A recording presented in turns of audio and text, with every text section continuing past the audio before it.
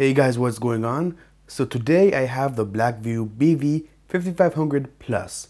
Now if you don't remember, I reviewed this phone last year, but this is the Plus version and we have a few differences that in my opinion are worthy of a refresh. Alright, so here you have Android 10, 3 gigs of RAM, 32 gigs of storage, and MediaTek 6739. On the previous version, the non-Plus version, we had Android 8.1, 2 gigs of RAM, 16 gigs of storage, and the MediaTek 6580. If you ask me, that is a good enough refresh. This phone will cost you about $80. Let's get to the unboxing. Take the plastic off. So you have a pretty good presentation over here. Let's take it out of the box. Okay, now I don't have the previous model to compare. If I remember correctly, they do feel the same more or less. It's a pretty thick phone, but it's thick for a good reason. We have IP68 water resistant. It's a rugged phone, if you didn't know. As you can see, powered by Android. That means it has Android 10. And in the box, we have our SIM ejector tool.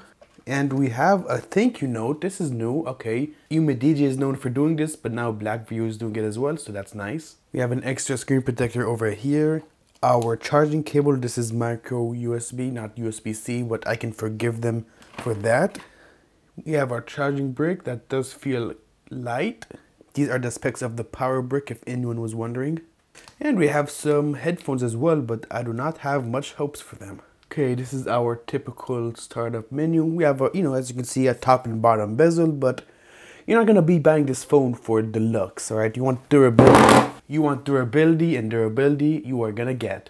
All right, I'm going to set this up and get back to you. So as you can see, the phone is all set up. Display looks pretty decent. We have an IPS LCD 720p display, and for $80, it looks pretty good actually. Viewing angles are fine, colors are accurate.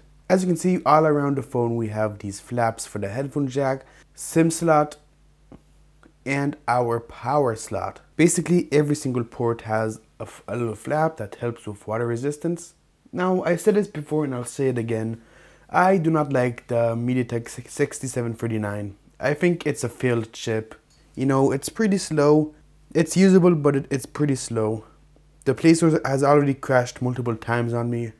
I was already at this page. I tapped install, it just kept crashing. This might be fixed if I install the latest yeah, see, it just keeps crashing on me. Alright, so it turns out there's an update, so I'm going to update the phone and try this again. Okay, the phone has just been updated. As you can see, we are now on the May security patch. So as I was saying, this phone, it's a good phone, it has good potential. I just wish companies wouldn't use the 6739 chip anymore just because it's so slow.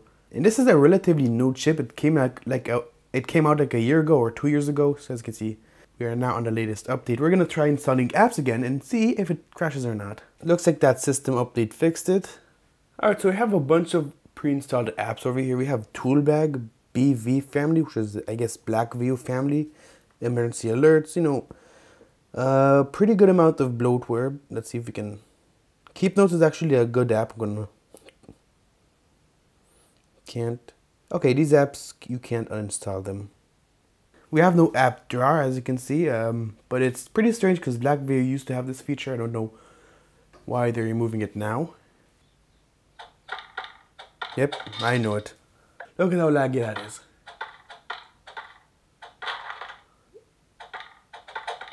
Yep, that's bad.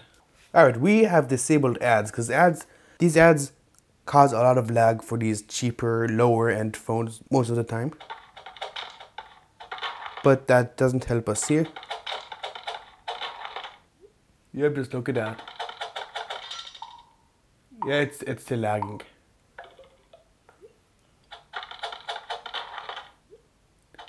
So this game is pretty much unplayable. I mean, it is playable, but for a game like this, we have to have absolutely zero lag, so this is a no-go. So yeah, Wind Rider is also lagging a lot.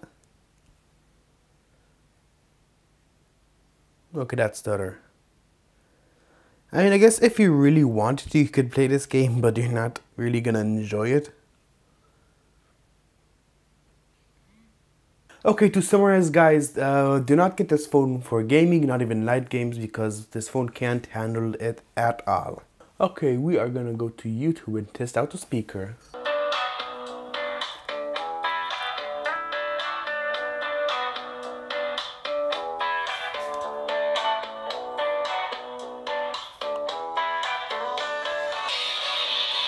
Okay.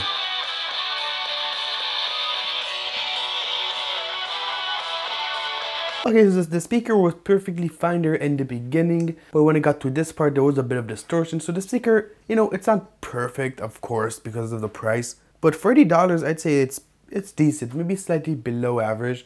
But the speaker, you know, not gonna be disappointed. I mean, after all, you're not gonna buy this phone to watch videos on, right? Okay, so if Blackview tells you that this is stock Android, it is not. Alright, a lot of companies, they're gonna say, oh, it's stock Android 10, it's not stock, look at this. That's not stock, that is Blackview's doing. I'm personally not a fan of these icon styles, but you know, you buy this phone and you're like, who cares, right? Alright, so this looks pretty typical. We have picture, bokeh, all that. And if you go to the settings, we have 8 megapixels, which isn't a lot. And for video, we can record at Full HD. Here we go. Okay, let's take our first selfie. Let's clean the camera a little bit.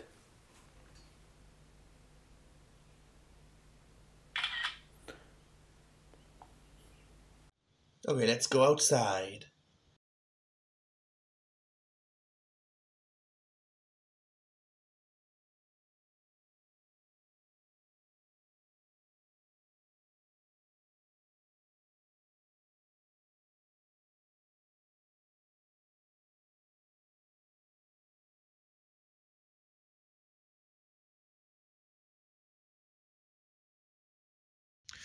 Okay, this is Full HD video on the Blackview BV5500 Plus. Bit of a handful there. On the viewfinder over here, it looks kind of stuttery. So, as I'm editing this, I'm probably gonna know by now if it's like that, if the actual video is gonna be like that or not. But you know, apart from the stuttering, it actually looks pretty decent. Auto exposure is doing a good job. Autofocus, all that. Let's try focusing on that plant over there.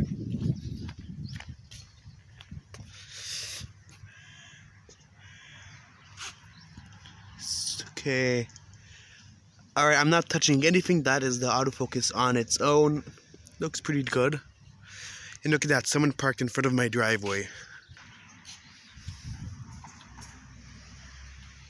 So, if it's not stuttering, then I'd say the video is pretty decent. I mean, come on, 80 bucks. This is front-facing video on the Blackview BV5500 Plus, and this tops up at 720p, and the viewfinder is stuttering here as well, and I'd say the exposure is doing less good. I don't know, I can't really see myself that well. So as you can see, I'm walking here, and it's decent as well, but for once, for the first time, the front camera is actually worse than the rear camera in video quality, which is, I don't know if you've been watching my videos, you'd see that it's pretty much a trend that the front-facing video is somehow better than the rear-facing, but as you can see, it's pretty worse, if not the same. But I'd say pretty decent.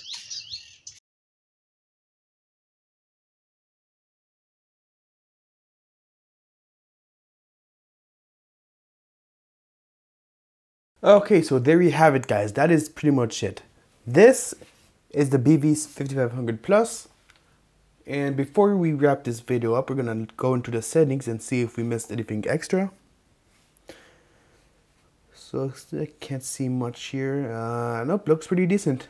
So alright, so should you get this phone? Now, you know, there's a lot of budget durable phones out there. So it's pretty hard to recommend this phone, especially considering that I don't really like it. And the reason is because it's slow, okay? Like even for $80, it's slow. It's not unusable, but you know, I've used so much of these budget phones. See that? This phone is gonna drive you nuts if you're used to something better. We don't even have a fingerprint unlock. Let's see if we have a face unlock actually. So we do have face unlock, but you know, because of Corona, you're wearing a mask. It's less practical nowadays. So I do not recommend this phone. I recommend you spend a tiny bit more for something better. There's another rugged phone. It's called the Ulefone Armor X7 Pro. It also has Android 10. We get an extra gig of RAM, way better chip. You get the 6761, which is the Helio 820. Smaller screen at 5 inches. And you know, I trust Ulefone more than Blackview. So if you're looking for a cheap rugged phone, I would take a look at that. I did order that phone, so if you want to see a review of that phone, I would subscribe. It costs an extra $10, I think it's worth it. There's also the Alcatel WP5 Pro, which I also ordered, and the Blackview BV5500 Pro, which is $200. And the Alcatel WP5 Pro is $129. So you know, if you're looking for a rugged phone, I would try to spend a tiny bit more, because this phone, I don't really like it that much. Alright, I hope this review has helped you. Thank you so much for watching. Please subscribe for more reviews. I have a ton of phones on the way. Hopefully they'll get here soon, and I will see you in the next video. Peace.